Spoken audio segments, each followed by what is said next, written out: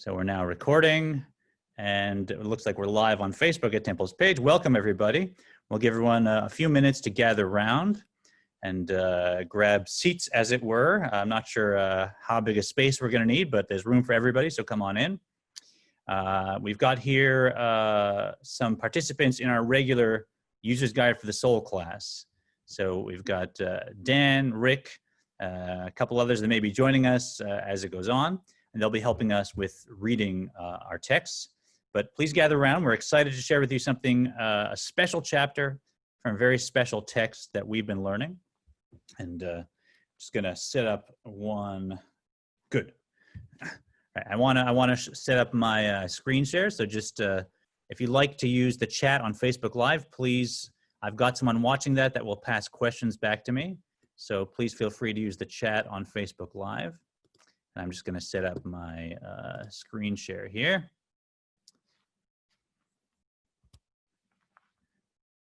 Beautiful. All right, so let me share the screen now so that we're ready for our class. And just a few little technical details as we get that done.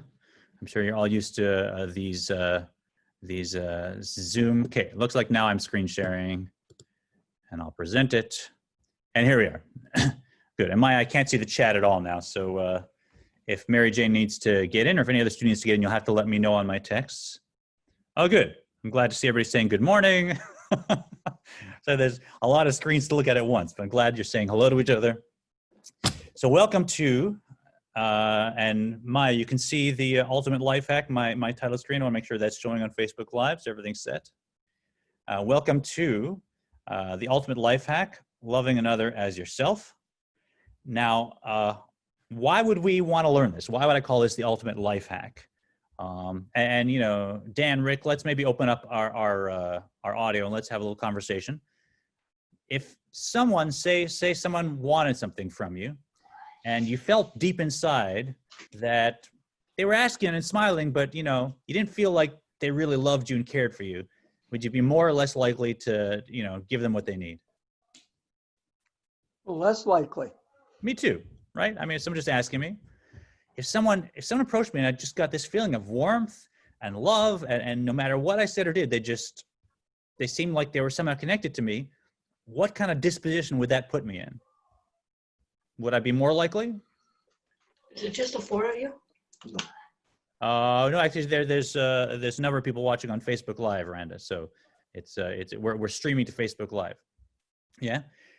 So even if it's just to win friends and influence people, this is an amazing life hack. If you know how to love every other person in your life, then you know, being a leader, getting things done, you know, managing things, it's just that much easier. But also I'd say, just for yourself, if you want to enjoy life more, think about, would you rather spend the weekend with a bunch of people that you didn't really care about being with? You know, is that fun? Or would you rather spend the weekend with your best friends or your close family who you love? Which would you enjoy more? Think about it. Now, if I can learn to love another like myself, I don't know if you've realized, every moment, every group, every professional moment, every interaction becomes you with the people you love most, right? That favorite weekend, that you know, that wonderful family event with the people you love seeing, you being together with your grandkids, every moment can have that kind of energy and joy. So really, whether you're looking at it to be a more effective person in family, in private life, in public life, whether you're looking at it to just get the most out of this gift of life, this secret, I'll call it, of learning to love another as yourself is the best life hack, and it leads to everything else. Now let's, okay, hi. Oh, it looks like we got about 40 people total, counting everybody, so welcome. It's a nice sized class, I'm glad. I'm sure many will join later on, so if you're here with us, welcome again. And of course, if you're watching later on Facebook Live, please know that we have another class called User's Guide for the Soul. We've been learning the text this chapter is in for about a year, but there's also a video out where you can catch up. So if you like what you're hearing, you can come join us, be in touch with Maya at Temple, and we'll get you all the tools to do that. Let's meet our teacher today. Our teacher today is the Alter Rebbe, is his name, Rabbi Shner Zalman of Liadi. He's like, 745 to 1812, around that time. Maya, tell me should I move the screen around? If I move this, do you guys see it differently, or can you see his face? I'm hoping that's I good. think it looks fine, Cantor. I think it looks fine too.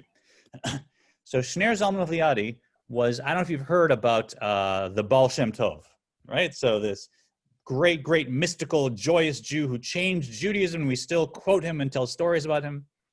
This first Hasidic teacher who brought Kabbalah to the masses and said, someone who doesn't learn Torah all day can still be just as holy, even holier than the greatest sage, and brought joy to Judaism.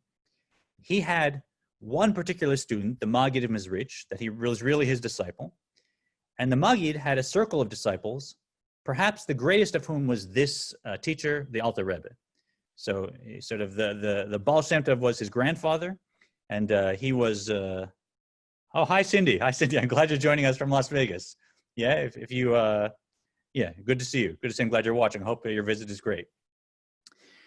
So he was really a great, great mystic, also a great scholar. He wrote a Shulchan Aruch that's used across the Jewish world, but he wrote this book, the Tanya, because he had so many Hasidim, so many followers, tens of thousands, that he stopped having time to actually meet each one privately, which is what these great masters did. They'd have maybe 10 minutes, 5 minutes with a student who would come in, and they'd really connect with them, bond with them, give them advice to them.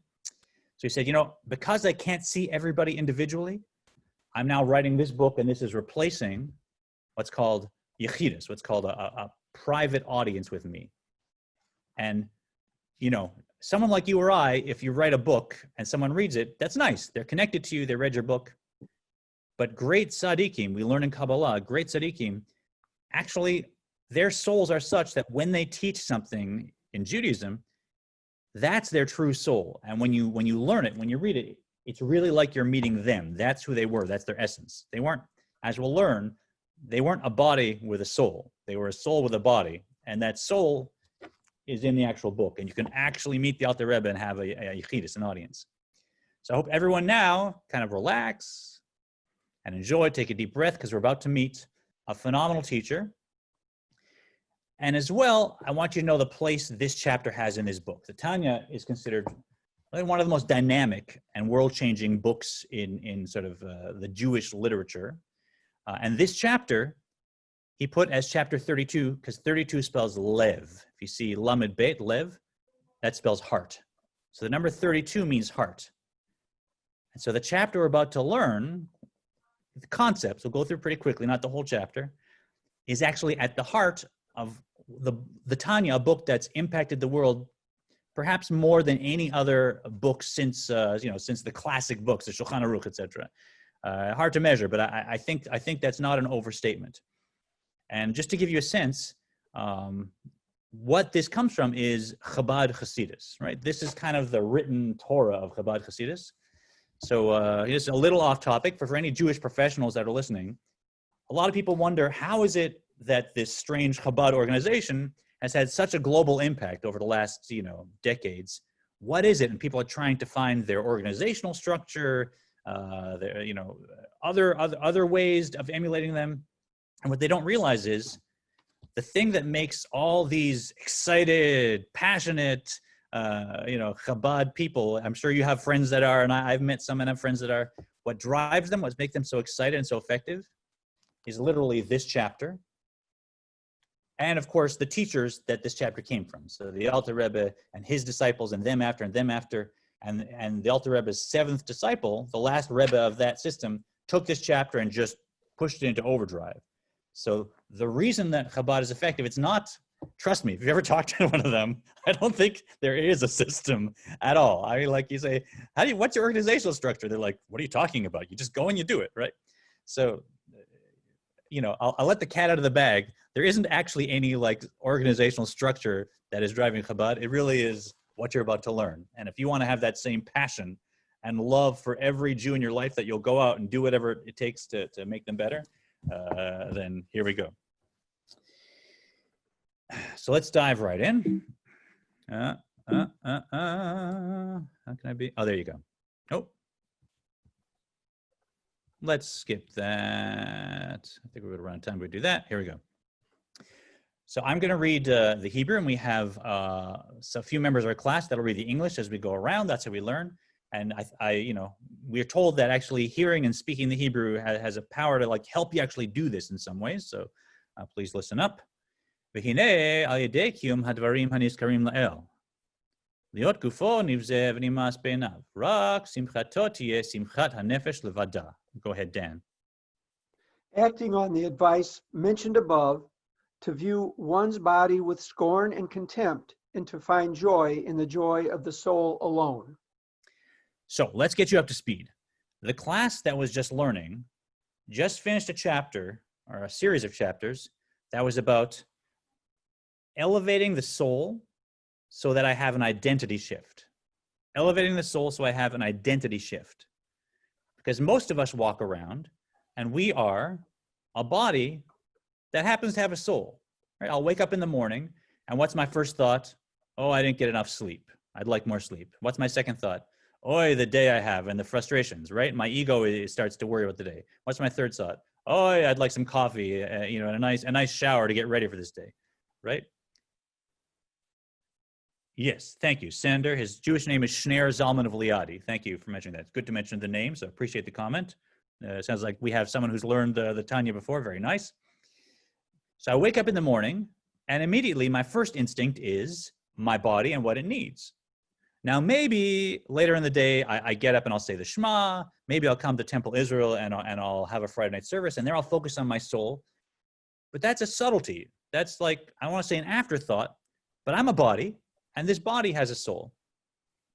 So we just learned in the past chapter a particular technique. There's many, and it's not complicated to do. It just takes work. So we have the lessons online, and we can help you catch up. We just learned a technique of actually lowering our attachment to our physical body and making an identity shift so that I become a soul that happens to have a body. A soul that happens to have a body. Now, the reason we learned that in the past chapter was because that is actually a way of generating joy. And we weren't working on, we weren't articulating that we were working on loving another person. We were articulated that we were working on creating joy. Why? Because the body's joys, I think, as we all know, are fleeting and kind of wind down, right? There's only so many Corvettes I can own, and then somehow, it's well, maybe Corvettes are different. I don't know, but there's only so much chocolate cake I can eat, and then I'm a little less happy. If I win $1 million, there's actually a study that was out that said people that win mega bucks, 50 million, 100 million. 6 months later, they're back to the same level of happiness as before they won. Any physical joy I have, it winds out. But a spiritual joy, seeing your grandkids, giving tzedakah, and the sense of meaning it brings, deep moments of connection, the joy goes on and on and on. It lasts forever. It doesn't wind down, and it's without anything in the way. So if I do this shift, I will be able to have joy all the time because I'm identifying with my soul, and my soul's joy is not temporary. That, in a nutshell, was what we just learned, and the technique was a little bit of kind of lecturing and self-analysis. It's not so important, but it was a way of lowering the attachment to the body and raising the attachment to the soul. And perhaps you have your own spiritual practice that does that, and that will let you use the information we're sharing from this chapter. But what the Alter Rebbe says now is what you just learned, the ability to make an identity shift and not be a body with a soul, but a soul with a body, also gives you another advantage. And that advantage is not something you'll have to work on because it's already done. What is that? Hare zo derech yeshara v'kala lavo lidei kiyum mitzvat ve'ahavta l'reacha kamocha l'chol nefesh miYisrael l'mi gadol ve'ad katan. Go ahead, Rick. It's a direct and easy path toward fulfilling the mitzvah. You shall love your fellow as yourself, with regard to every Jew, both great and small, in spiritual stature. Okay, so here's the bonus of doing the work we've been talking about. Whether with some techniques that you'll learn if you join our class are that the mind controls the heart.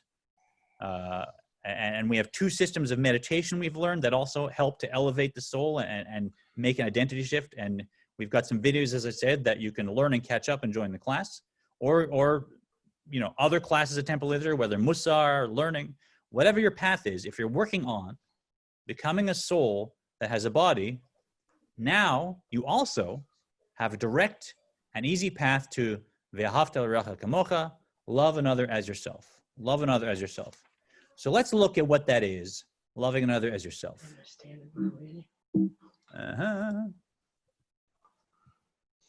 And there's my screen share. Love your neighbor as yourself, right? So let's talk about what that really means. I heart me. I love me. I love me.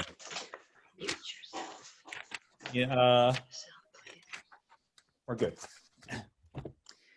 So we throw around this term. It's very, very popular. Love another as yourself. It's very slogany.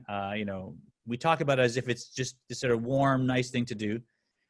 But have you ever stopped and thought, what is this mitzvah really? And what are any problems that get in the way of that being a mitzvah? I mean, if you're a traditional Jew, if you're an observant Jew, it's a mitzvah. It's actually something you're commanded to do. So you can't not do it, right? If you don't do it, you're not being an observant Jew. And the commandment is to love another as yourself. So what problems that might be with that, right? First of all, we're talking about loving. We're talking about loving, a feeling, right? So Rick, what's a style of music that you hate the most? If there were like a style of music that someone I just despise rap. Rap. Okay, I happen to love rap. You despise rap. It's a taste thing, right? If I were to say, But I love classical. there you go. If I were to say that I'm going to give you 1 month, and if I'll pay you $1 million, if within the end of the month you can hate classical music and love rap and pass a lie detector test, where you sit down, you'll listen to rap music, and I'll say, do you love it? You'll say, yes. This artist and the beat. And the lie detector test will say, yup, he's telling the truth. He loves it. And I'll put on your favorite now classical music. I'll say, isn't this awful? You say, ugh, who wrote this stuff? And the lie detector test will say, yup, he's telling the truth. He now loves rap music. Would you get that $1 million after a month, do you think? Sure.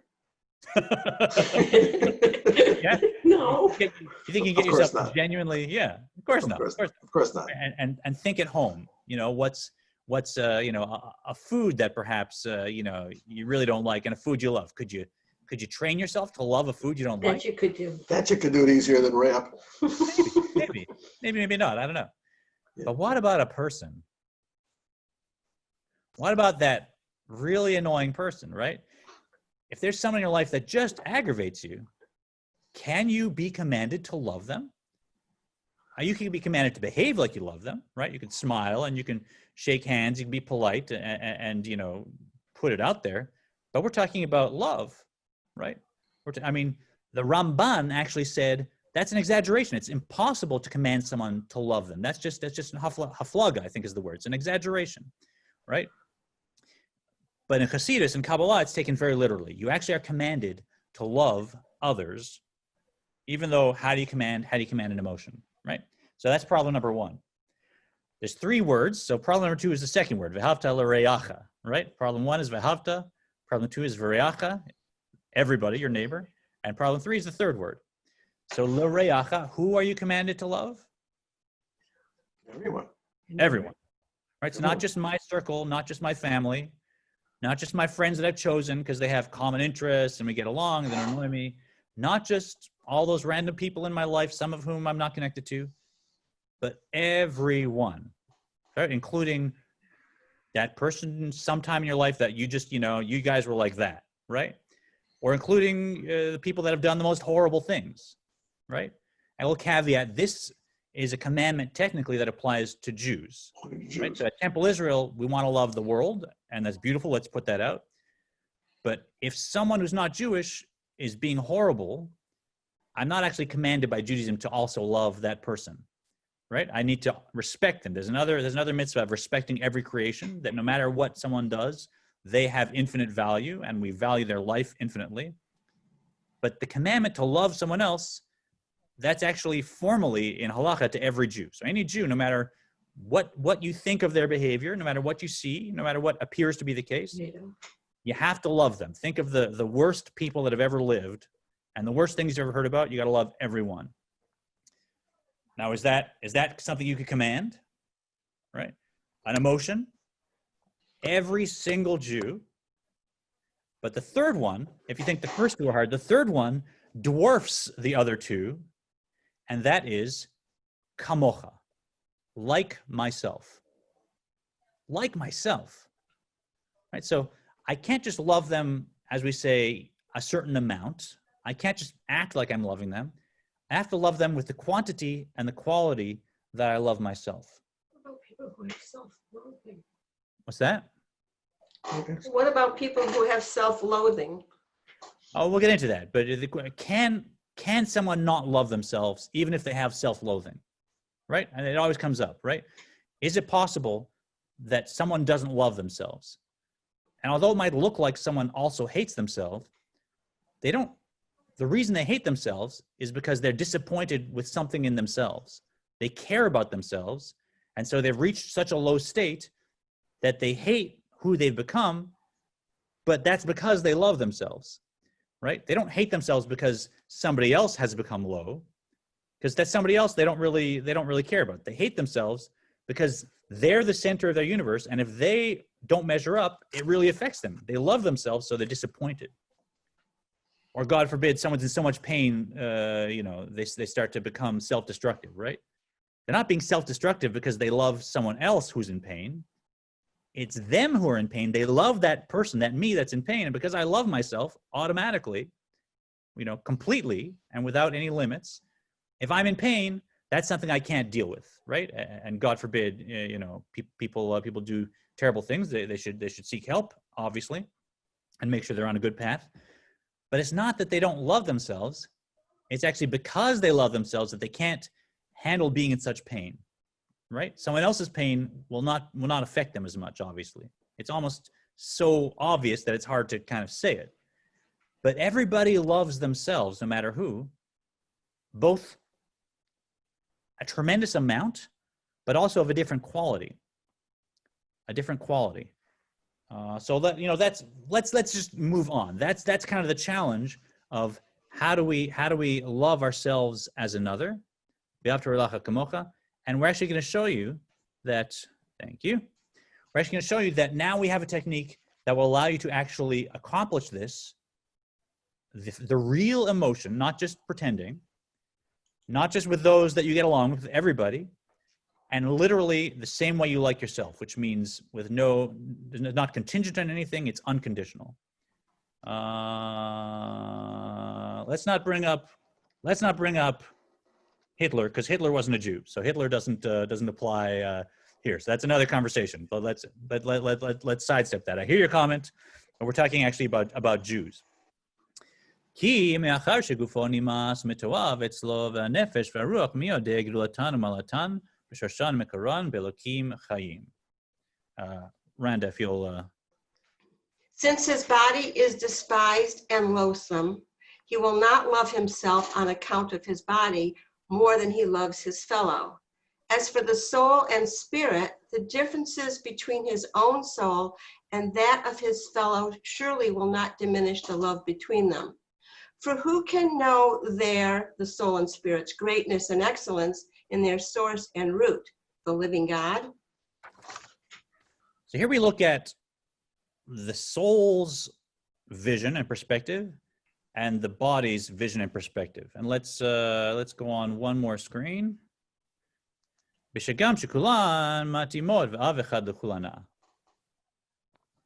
Dan, back to you. Furthermore, they are actually all equal, and not only equal yet separate, but furthermore, they all have one Father, one source, and within their source, they all comprise one entity.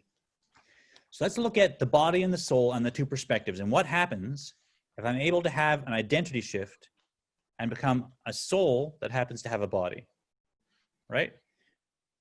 We have a body-centered consciousness. So it's not just the body, it's the ego. And for those who are taking the class, this is what we're calling the animal soul, right? There's a secret from Kabbalah, from the Zohar, that actually says we actually don't have one soul, we have two souls. I won't get into it now. And the body has its own soul called the animal soul. And there's something called the divine soul, which is the other-centered soul. But let's not get into it. But for people who are taking the class, we'll connect it to that concept. But the body has its own energy or drive, an ego. And that ego sees the world, Judaism says, as an illusion, that all of us are separate. Because if I am my body and you are your body, clearly, physically, I'm registering, you're over there and I'm over here. And now we're in a world where there's limited resources, right? We're in a world with limited resources. So if there is a plate of cookies and we all had one and there's one left and there's four of us at the table, well, I'm not going to get that whole cookie probably, right? And if I'm polite, someone else might take the whole thing and I won't even get one bite of it. Oh my gosh. And so my body consciousness starts looking around saying, well, who's going to get that cookie? And replace that cookie with something else. Replace that cookie with attention, right? Who's going to get the attention? Who's going to get the praise? There's only so much attention a group can have, and perhaps someone else is getting more of that attention. What does my body think of that? Or replace it with something else, right? Perhaps I'm a young person. I have, someone's entered my heart, and it turns out someone else is going to be their life partner, right? Does my body want to love that other person? Is that my instinct? Because just limited resources. We both love the same person, and they can only marry one of these two bodies, obviously. So there you go. And the body consciousness goes on and on and on.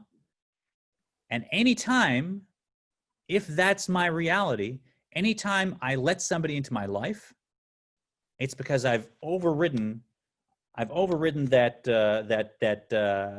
what do you call it? I've overridden the threat to myself. Right? The ego, the body consciousness, is seeing every relationship as a trade-off. And really there's some consideration, there's some reason why my ego is getting fed a certain pleasure, a certain gain, a certain something that allows me to override that threat to myself that I may have to give them that cookie or replace that with anything. But look at the soul's consciousness. We see here, although the bodies are separate, the souls are actually one. Not just equal, but one, right? And he did mention as well that you don't know the level of someone else's soul. I don't want to get into that. That's a complicated topic, levels of souls. We'll teach it in the class in more detail. But I don't know if someone's a tzaddik or a normal person like me when I look at them. And so how can I know who I'm dealing with? I should assume everybody is greater than me if I'm logical. And so I would naturally love other people. But also, we actually are one. Right? Judaism teaches that our souls are not separate beings like our body. Our souls are all just like rays from one source. Like say I was standing in front of a beautiful lake on a day like today with the sun shining, and some of you heard me teach this parable. It's from Gutman Locks in Jerusalem. He should keep doing what he's doing and have success. And I'm watching a light dance on each wave on the lake. So there's countless lights that I'm watching, sparkles everywhere. And I'm standing, I can point to one here and one here and one here. So many sparkles, some bright, some dim, some close, some far. But how many lights am I looking at? Just one light. If the water were to calm down, then I'd see, oh, it's just one orb of the sun. And certainly if I were to look up at the sky, now it's clear, oh, it's just one sun. All these reflections are just each little wave reflecting the same light. That's the Jewish soul. It's not that you have your soul and I have my soul and Maya has her soul. There's just one Jewish soul, and it's shining into each of us as little waves on one surface. And our bodies look and they say, oh yeah, they're all separate, but one light. So what happens to these resources now, if I shift from my body perspective to my soul perspective? Suddenly, my soul is still getting that cookie. Does it matter which body is getting that cookie? Not really. I mean, I'm a soul that happens to have a body, but my soul is also that body. My soul is also in that body. So the Jewish soul in Kabbalah is seen as one light that's shining into many bodies. So now, to cut to the chase, if I've made that transition, how hard is it going to be to love another person now when I'm looking from my body perspective? Like Dan, Rick, Randa, do you think there'd be a change if I'm looking from my body perspective with, we're divided, there's limited resources versus the soul? Is it going to be easier to love another perhaps? What do you think? I don't know. Because, when we started it, and you said it, love another Jew, how do you love a Bernie Madoff who destroyed so many people's lives? Yeah. So you're talking about his behavior. Yeah. Yes. Yeah. So, one question is it my place to understand or judge, why he's doing what he's doing or what his challenges are? Like, do I know if I were in his shoes and I was tempted that way and I had his drives perhaps, do I know that I would have succeeded and done better and passed the test? Well, I hope I would have done better. I hope so too. But I didn't have that challenge. That's not what I want aspire to in my personal life. Okay. But another question: Have I failed in my challenges ever? Oh, for sure. For sure, right? Obviously, right. So I have my challenges that God's put in front of me. I mean, we've gone through this, right? And I failed those challenges. Now here's another Jew who has his challenges, and seemingly he's failed his challenges. That seems reasonable to say. So we're at the same place. I didn't get challenged with being tempted stealing all this money. I never had that. I don't even have that urge necessarily. I don't think I do, right? So he passed a test he failed a test that I didn't need to pass, right? So I failed the test that he didn't need to pass. So really, we're all on the same level, right? And in the end, if you take in, the whole message of this, it's never my job to judge another anyways. So whatever they did, that shouldn't affect my feelings about who they are, right? Because if I'm a body, now I'm looking and I'm saying, oh, I feel a little better when I say perhaps, well, someone else failed their test. Look how I shouldn't need to love them, right? But would I feel that way if it was my child that did that? My child who's so connected to me that they're like me, would I see through it and still love them? Of course, that's an essential love, right? So if you have the soul's perspective, you can learn to see every Jew, even whoever you want to mention, right? You can learn to see every Jew with that same sense. Oh, I get they failed their test. I acknowledge it, but it doesn't change my love for them because I'm not loving them because of who they are. I'm loving them because of who I am. And you're loving their souls, not their bodies. Yeah. So this is what it is. We see each other as we see ourselves, right? It's natural. So if I see myself as a body, now I'm going to look at everybody else and say, oh, you failed, you're low, you're worse, you bug me, right? You hurt me, and I don't want to love you now. If I see myself as a soul, now I'll see everyone else as a soul too. And what is a soul? The soul is perfect, even if the body and the body egos made mistakes. The soul is perfect. And the soul is me. The soul is connected to me. So when I see their soul, I'm just going to love their soul like I'd love my kids, like I love myself, even if I made mistakes. And yeah, does my ego consciousness still kind of notice and register, yeah, maybe they failed this, that? What does it matter? It's not going to stop my love. My love is essential. And when a love is essential, when I'm loving because of who I am, I'm a soul, there's nothing anyone in the world can do to actually stop you or get in the way of you loving them literally like yourself. That's the secret. Does that kind of answer your question, Dan? To a degree, yeah. You look unconvinced. Yes. This is radical stuff. Let's go on. Let's see where we go, okay? Right. And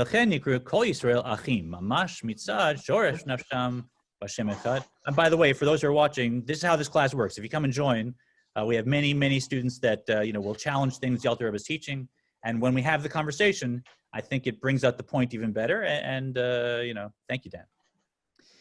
ולכן נקראו כל ישראל אחים ממש מצד שורש נפשם בשם אחד, רק שהגופים מחולקים. It is on account of this common root in the one God that all of Israel are called brothers, in the full sense of the word, and not only figuratively in the sense of relatives or similar in appearance and the like.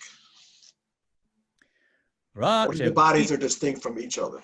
Yeah, only the bodies are distinct. So we drive the point home. We all come from one parent. We're brothers and sisters. And like a family that just naturally feels they are each other and they respond to each other. And sometimes maybe there's more frustration because it's so close you can't. With the cut and paste, I'm not seeing the full words here. Can you just? Oh, there. Marilyn says it is very hard to feel that way. Well, I agree, Marilyn. As long as I am like almost everybody in the world in my ego consciousness, it's almost impossible because all I'm doing, I'm trying and trying and trying. I'm trying to replicate the love I feel for myself, for my children, with other people, and I can only pretend or work. That's why the work isn't to try and feel that way. The work is to shift my perspective and become a soul that has a body. And then, as the Alter Rebbe says, you actually don't have to work anymore. You've already done it. Because as naturally as I love myself and as unequivocally as I love myself, that will be the love available for any encounter, any interaction. Yeah? Let me know if that speaks to your question at all. I'll get that text. But thank you. We're going on. So here we are.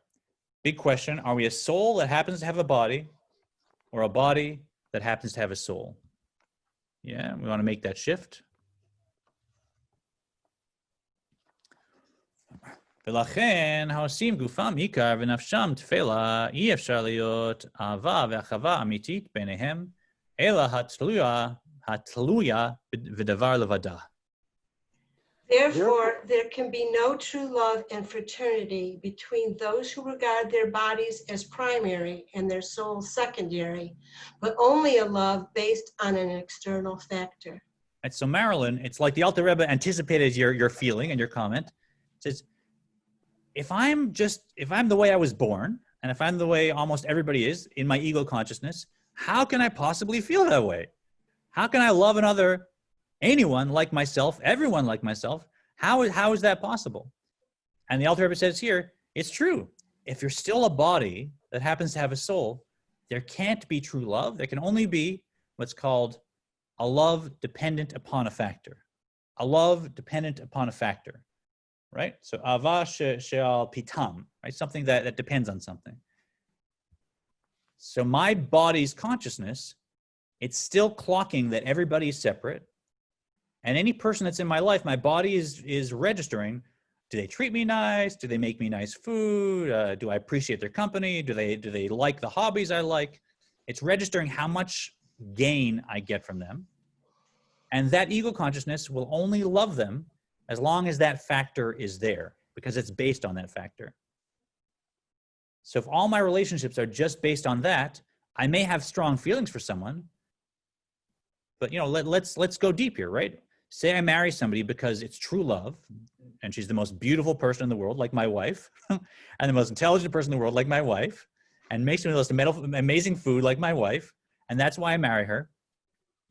And I hope she has similar feelings for me. But what happens if I get old and now I'm not so attractive, right? What happens if I lose my ability, and maybe I can't cook the same food that I used to cook? What happens if, God forbid, I become ill and some of the hobbies that we did together I can't do?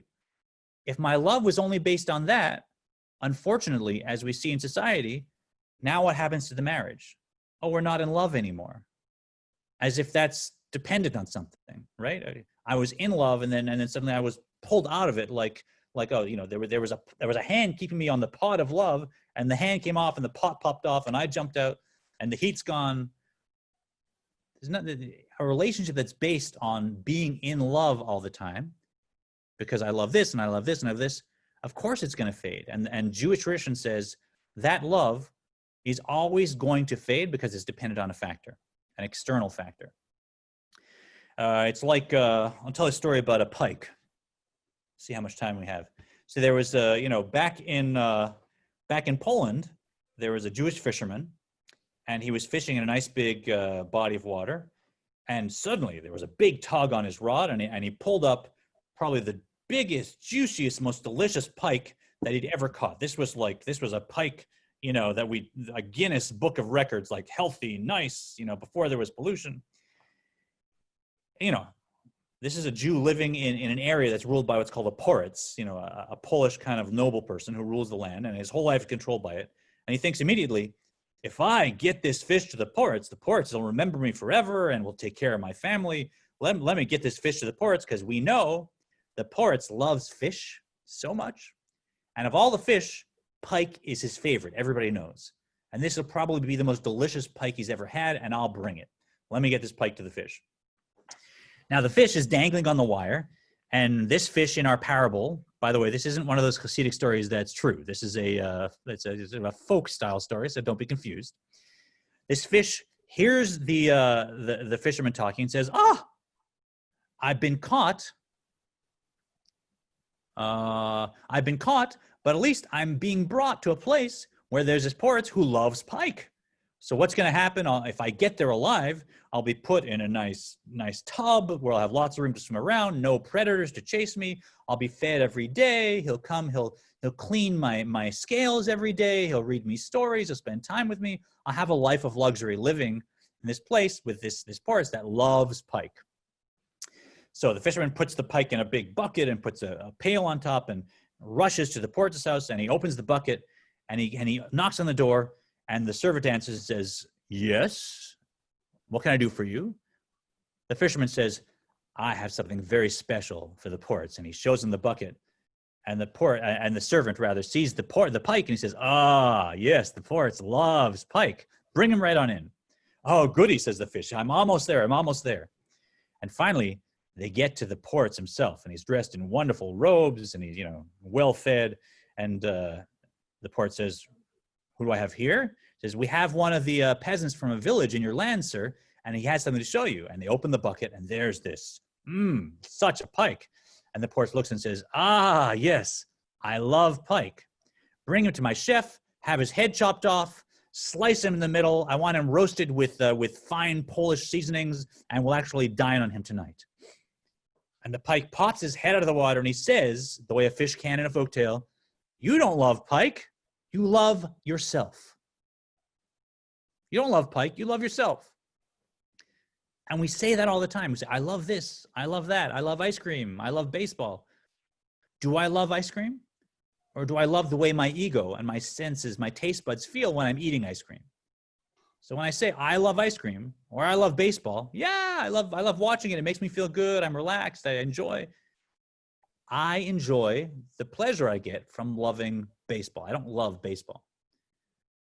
And if that's my relationships, if my relationships are that kind of love, a love that's dependent on a factor, now we see you don't have access to this love that will last a lifetime.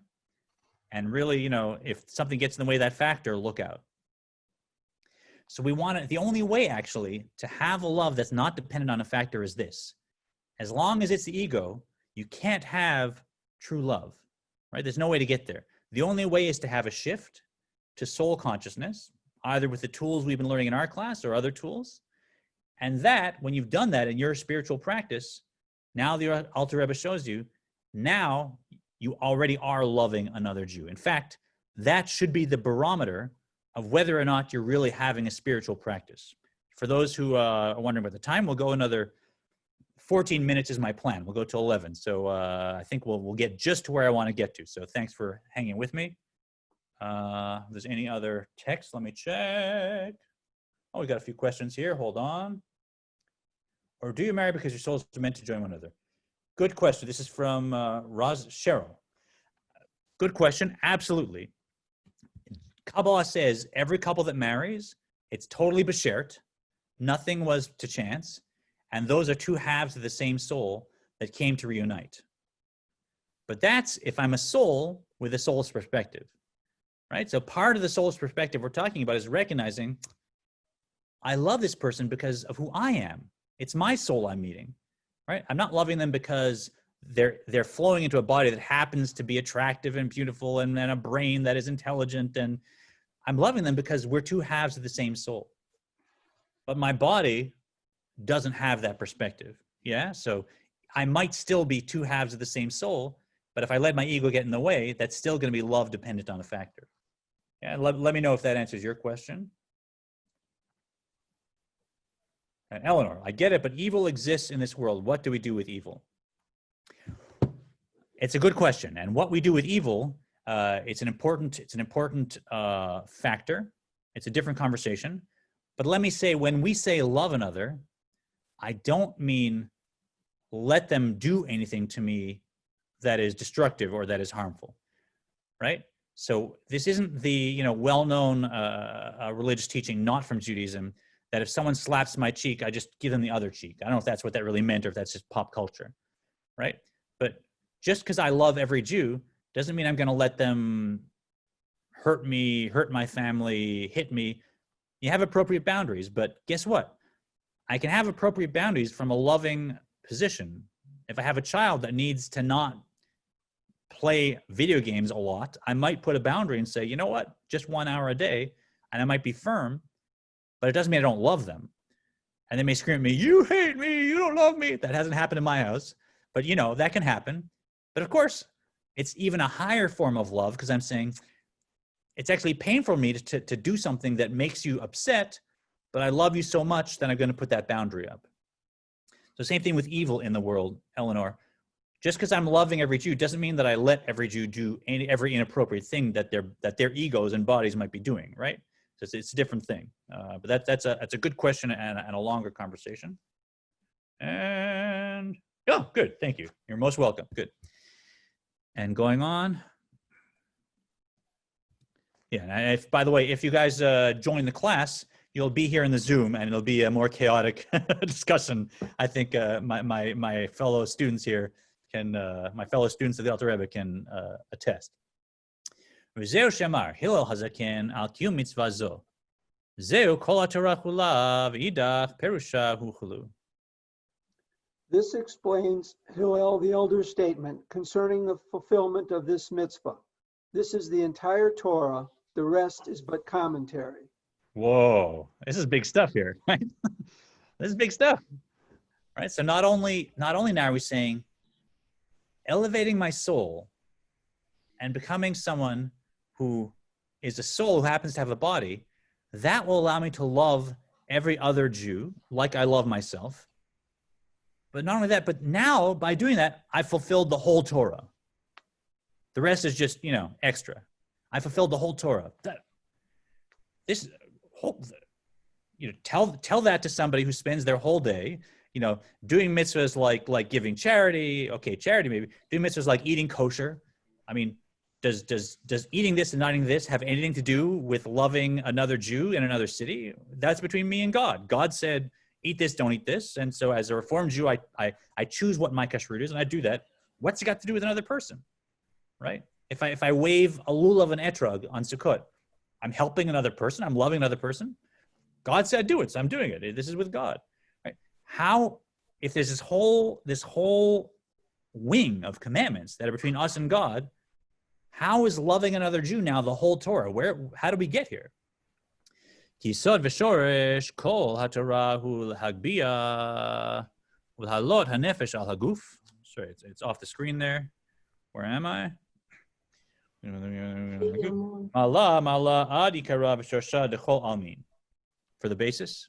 For the basis and root purpose of the entire Torah is to elevate and exalt the soul high above the body to God, the source and root of all worlds, and also to draw down the infinite light of the Ein Sof into the community of Israel, as will be explained further, meaning into the fountainhead of the souls of all Israel, so that the one God will reside within Israel, but only insofar as they are one.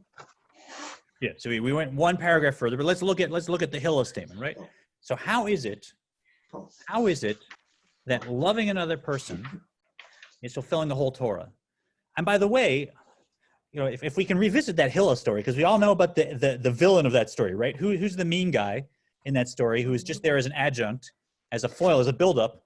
This non-Jew comes to convert, and he comes and asks, I'm standing on one foot, tell me about Judaism so I can convert. That's the story. And who's the guy that that's the foil that sets up Hillel? You remember his name?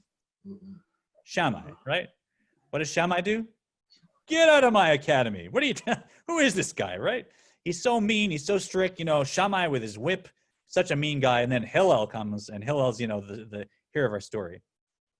Let me ask you, what would happen if someone came to Temple Israel or any synagogue in North America to convert, walked into any rabbi's office and said, I know you have intro to Judaism classes, but I'm standing 1 foot here. Just tell me about Judaism and I'll convert that way, okay? Is that okay with you? That's what I want to do. You know, I got 3 minutes, right? So here, stopwatch is on, you're on, convince me, right? What would any rabbi do for someone who came to convert in that fashion? Say, sorry, Get out of here. here's our introduction class. Come back when you're ready to sign up. Thank you, right? I mean, who would do anything else? Like, that's the most natural reaction. Like, this guy comes to one of the greatest sages of the time to convert and has total disrespect for tradition. And then, you know, apparently, you know, there's other opinions that it meant something deeper, but we won't go into that. So Shammai said what every rabbi would say. Excuse me, we have a process, we have a class, have some respect, sit down, learn, and then we'll see if you're a candidate for conversion. So not such a villain, but okay. So then he comes to Hillel, and he says the same question. Hillel says, okay, you ready? Get on 1 foot. What's hateful to you, don't do unto others, right? Why the negative is another story, right? What's hateful you do unto others, that's everything. That's the whole Torah. Now, how can that be? Why is that? The Alter Rebbe is saying, every mitzvah is there to elevate your soul. Every single mitzvah is there to make you a soul that has a body. Whether it's with another person or whether it's between us and God, that's the point. We want to go back to becoming a soul that has a body, and it's meant to elevate us. And how do we know that we've actually done all of Judaism? How do we know we've done it correctly? Not because I've checked off my boxes. Not because today I got up, I said the Shema, check, I'm a good Jew. I ate my Reformed kosher breakfast, whatever my standards are, good, that's good. You know, I kept this separate from that, perfect, that's good. You know, I learned a little bit, good. I didn't yell at anybody, good. Good. I'm a good Jew, I feel good, now I'm going to go on my day, right? I checked all my boxes, but do I love every other Jew? Because guess what? If I don't, I haven't fulfilled any of this. I haven't fulfilled any of this. The way I know I've done the whole Torah is by this barometer. Because if I've done all the mitzvahs that Temple Israel will provide, whether it's learning or praying or social action, if I filled myself up with them and I've elevated myself so that I'm a soul that has a body, now, like the Alter Rebbe says, I'm just going to identify with every other Jew too. I'm going to love them like I love myself. It'll be easy. It'll be obvious. So how do I know that I've done the whole Torah? Because if I look at the whole Torah and focus in, it looks like a picture of me loving every other Jew. That's the barometer. I'll tell a story. Okay, I lied. I apologize. I may go 2 minutes over, and forgive me. Forgive me if I do. Yeah, it's just we're wrapping up here. But it's a story that spoke to me. It's a story that came out in modern times. It's from a Rabbi Steinman, who is really a Gadol Hador, really the head of the Haredi community in Israel. So there's, think about people that really do mitzvahs. This is like, the absolute epitome of that. And he was very, very elderly. He lived to, 100 and something. And he married to his wife for 60, 70 years. And 1 year she died before he did. So, Allah v'shalom to them both. They should have an aliyah, and we're mentioning them to help other people on our path. And by the way, I heard this story also from Tully Solberg. So, I'll give him the credit there. He's one of my teachers in this. And so he lost his wife and went through mourning. And that year, Pesach came, and he said to his attendant, I have a hidur, which means a special, extra special way of doing the mitzvah of Pesach. I have a hidur, a beautification. It's not like real strict halakha, but it's very, very, very crazy, lofty halakha, of some possibility. Please gather for me all the water I need for Pesach into containers and barrels. So I'm only going to drink that water during Pesach. Because, the thing is, if some flour got into before Pesach, it's nullified before Pesach. This is not something I would ever think of doing. Not something I suggest, just for the story. So his attendant looks at this Rav, the head of the Haredi community, and he thinks to himself, I've been his attendant for decades. He's never had this hidur. I wonder, And he just says, if I could ask, you say it's your hitter, but you've never done this in all the years I've known you. So this is something new. So I'm just kind of checking. And the Rav says, I get it. Please understand, I'm not losing my memory. I'm not going senile, but it actually is a hitter I have.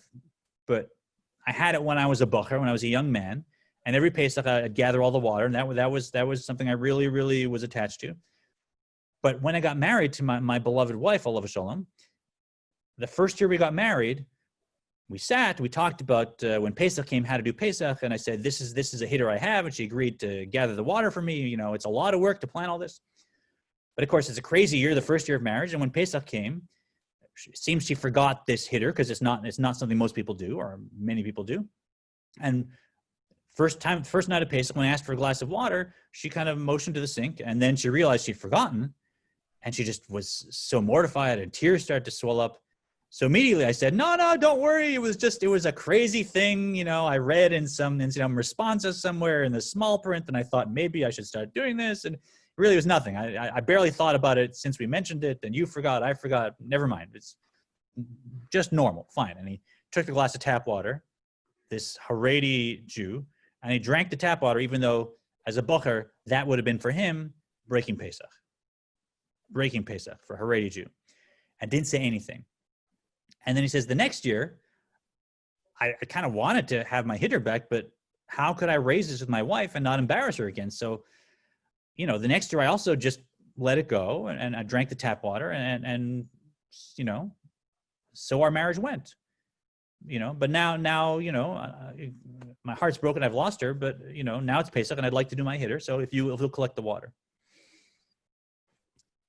And it's amazing to me. That shows where the priorities need to be, right? That shows where the priority needs to be, that the head of the Haredi community, whose whole life is about halacha and about doing the Torah, and you might think from the outside, checking off so many mitzvahs, when it came down to it, the honor of somebody else was so important to him that even to embarrass his wife privately, couldn't do it, right?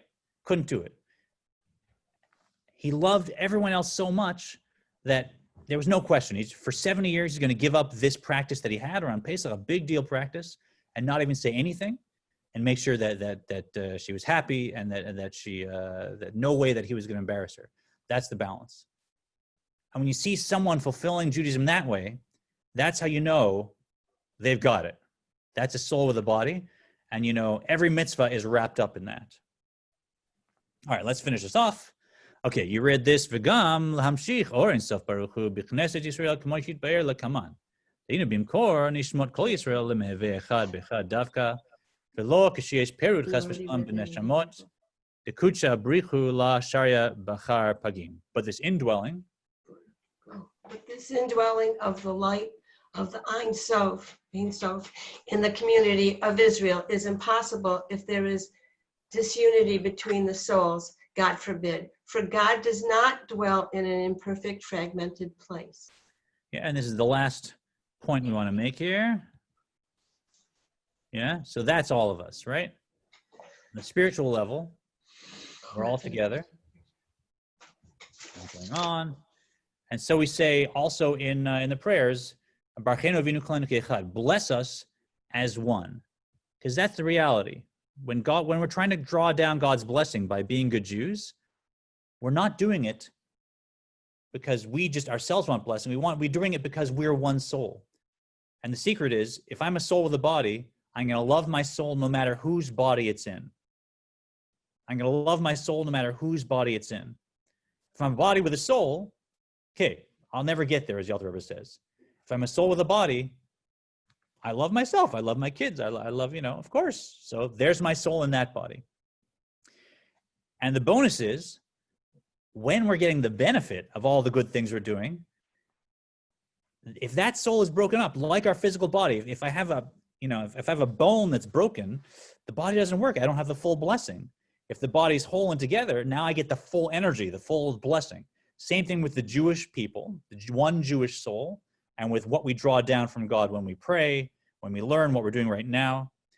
And that is, when we're together, we're able to really, really draw that light down and receive that light. Let me see if there's any questions as we wrap up.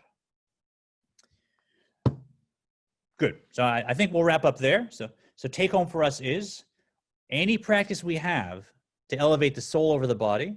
And I'll invite you, I know this was a lot of new concepts, so if the one or another thing didn't quite sink in, please come join us and we'll go deeper into it. But any spiritual practice you have that creates a soul identity and a soul shift, know you can use the Alter Rebbe's teaching that the more you commit yourself to that, the more naturally you'll just be like that Rabbi Steinman, that God forbid you should embarrass anyone, you should hate anyone, you love another Jew just like you love yourself, and that's how you do all of Judaism. And I hope that's how you'll do all of Judaism here at Temple Israel. And thanks for joining this class. We welcome you to all our services and our week of programming. And know that as we, God willing, move more and more out of confinement, we'll be able to be together and continue learning physically. So that'll be the end of the actual class. But I'll hang out here and, I'll answer any questions that come up and we can schmooze a little. So let me see if you have any questions that were maybe less related. Feel free to post those now, or you can chat with each other a few minutes before we disband completely. So guys, did we kind of get it out there the way we would in class? What do you think? What's my marks here? I think it was excellent. Good. Excellent. What are your thoughts? Dan, you still have that reservation, and did that kind of speak to that? Yes, I'm not sure I can be that tolerant though, that loving. It's hard, right? Yeah. It's one thing if a soul or a person, you don't connect, you're just not on the same wavelength. Yeah. But when another person does something that damages other people knowingly, yeah, that's a hard one to look over. Yep. And say, well, he failed. Well, but he failed he took so many people down with him. Yeah. I don't know that he should get special consideration. I was watching this a bit of this series on Netflix about Jeffrey Epstein. Uh-huh. Now I'm making an assumption just because his name is Epstein. I don't know what is really. Yeah. Let's not get into naming every Jew that's but these are two major. Yeah. That. Interesting. You use the word special consideration, right? I mean, if I'm saying I'm loving every Jew because of who I am, Mm-hmm. so am I giving them any different treatment than anyone else? What special consideration am I giving them? I'm not loving them because of who they are. I'm saying because I'm a soul, I love every Jew. Mm-hmm. That's my essence, right? Mm-hmm. So if I'm loving this Jew and also that Jew, am I giving either of them special consideration, or I'm just loving everybody as one? Is that really special consideration? I'm overlooking. No, not when you put it that way. Of course. But am I being judgmental? Is it wrong to be judgmental? I think you can acknowledge that certain behaviors are terrible. And as people ask, we want to work to make sure that good things happen and bad things don't happen. So just because I'm loving every Jew doesn't mean I don't work to make sure, the banking system is okay and the policing is okay and our leaders have a good moral stature and all that. So you work to do that. You don't just let people do what they want. But this is actually the best tool we have to check ourselves also. Because it's easy for me to love my kids, my family, my friends, those that like my voice, people that I do sports with. That's easy. It's the hardest thing to love somebody that I look at them and I say, that person's a monster, right? Ooh, that's my ego talking right there, right? And it may be accurate, but if I check how I feel about those people, that's going to be my barometer. Have I actually arrived in terms of this? Because a person that sees a person that's a soul perspective, truly, someone that really has reached this level. I'm not talking about myself here, like a real mystical practitioner. They're going to look at a Jew doing something and they say, "Oh, I can't believe there's a soul that I love that is down there in that behavior, that's having to suffer through the behavior of that ego that's driving it." And by the way, this is just for us. Remember we said when I'm talking about myself, this is chapter 30, I'm forgetting. When I talk about myself, right, if there's something bad that happens, if I've got myself in a low state, right? Well, okay, everything is for a reason. It's divine providence. It's actually a blessing. I have tools that I can use to actually turn things around and help things. With someone else, I can't do that. With someone else, I can't say, well, it's a blessing that they're in jail. It's a blessing that they failed their test. Well, I can't get them to do a soul searching. So I should actually be in more pain watching another Jew whose soul I love fail like this than if it were myself. Yeah. So it really, it's hard, but it's a good barometer, because as long as my ego consciousness is sending me those signals of like, wow, that person really messed up, then there's still work for me to do in terms of recognizing, wow, that soul that I love is, wow, it really is on a, if there's anything I can do to help, I wish I could help, right? I mean, that's my reaction. Like you taught me last week, you can hate the action of that person, but still love the soul of that person. Yeah, we'll go over the end of this chapter. He actually, and that's the bottom line. You can always hate the action that this person is doing, but you still should love their soul. Yeah. So you're anticipating the Alter Rebbe's next point, which is, right. He said, the end of the chapter says, what about the yeah, but, all right? Yeah, but, but, but, and in your case, Dan, you're outraged by someone treating people poorly, and it comes from a place of, you care about people and you hate to see them mistreated. I get it. But there's also, yeah, but I just like being annoyed by people, it kind of makes me feel good. And I have sources that say I'm allowed to do it, because it says, you should hate another for their behavior. So the Alter Rebbe actually goes through and says, only someone that's your equal in Torah, and we'll go through, right? But in the end, he says, even if you've met all the standards, the very strict standards for being allowed to have righteous indignation towards a person, you still have to love them at the same time, because you're loving their soul. And as Rick's saying, you're only hating their behavior. right. Yeah, and they come from different places. For those who've done the Kabbalah and go to our class, the love comes from our chesed, our loving kindness. The hatred or righteous indignation comes from our gevurah. But I would not recommend that, because I don't think anyone here is at the level that they can discern whether they're truly expressing righteous indignation while in a lovingly composed place, or I'm just kind of feels pretty good to feel better than somebody else. Do you know what I mean? I think we all know that sensation. Right. Let me check. Any last Hey, questions? Maya, where did you get this picture that you're showing on the screen? If you look, it's all individual people standing there. Isn't that nice? It's great. Yeah, that's us. If it was the Magen David, I would have loved it even better. But that's what we had right there. Okay. Oh, is there time for brief meditation?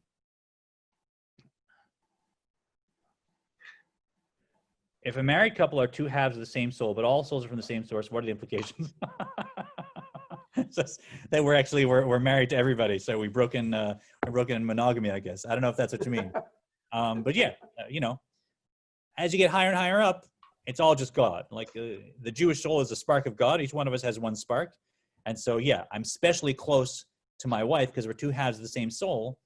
But in fact, there's all kinds of Kabbalah where, every soul has 600,000 branches, and I might be a branch in someone else's root soul. And the people that I'm close to in our community are also tend to be people that are in my soul system physically. It's a lot of, I don't want to get into the Zohar and the Kabbalah here and now, but I think that answers your question. And we could finish with a meditation for anyone that's still with us. Thanks. All right, let's finish with that. And if you need to go, the class is done. So have a wonderful day. We'll finish with a little meditation. This is what we're calling the long short path. And it's from a meditation system from my teacher, Label Wolf, who also teaches amazing systems of meditation, and also on approaching relationships, making sure they're not user-friendly, so to speak. So thank you for his teachings. Just let your breath slow down and relax.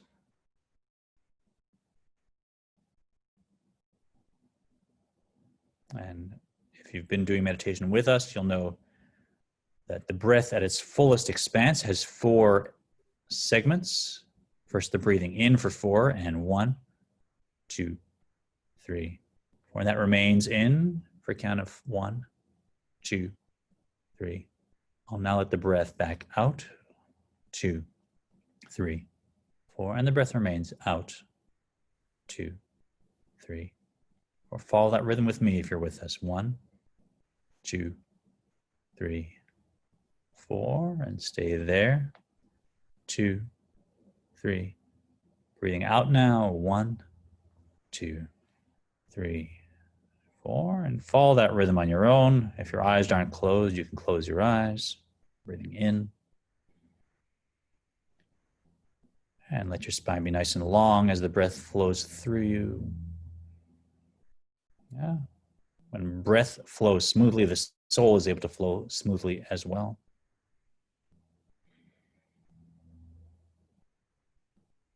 Try and, as you breathe out, let your belly pull up towards your rib cage.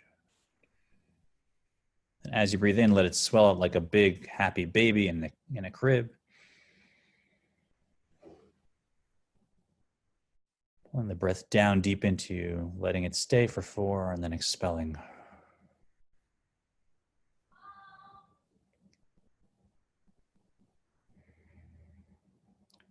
And we'll go quickly through the process of opening up a wisdom gateway. There's a space between the end of the in-breath and the beginning of the out-breath.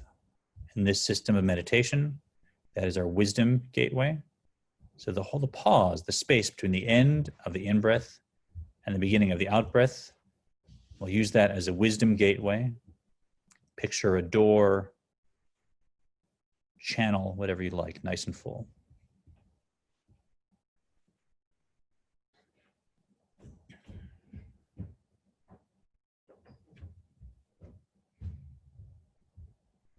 And in that gateway, let's put an image of me loving my one soul as it flows through everyone else's bodies, like light from the sun being caught in many containers, many vessels, but it's just all light from the sun. See that light filling every person in your community, every person near and far. See it filling those closest to you and those furthest away. And finally, those you've never met.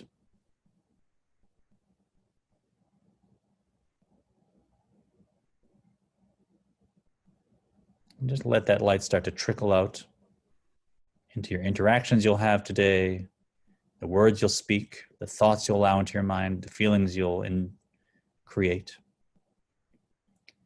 Let that light flow forward into your week and fill every interaction as we anchor ourselves in this soul consciousness.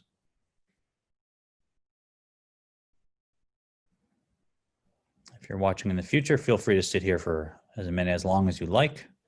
Let that image of the one soul flowing into all our bodies fill your mind till your mind is brimming like a full cup of wine.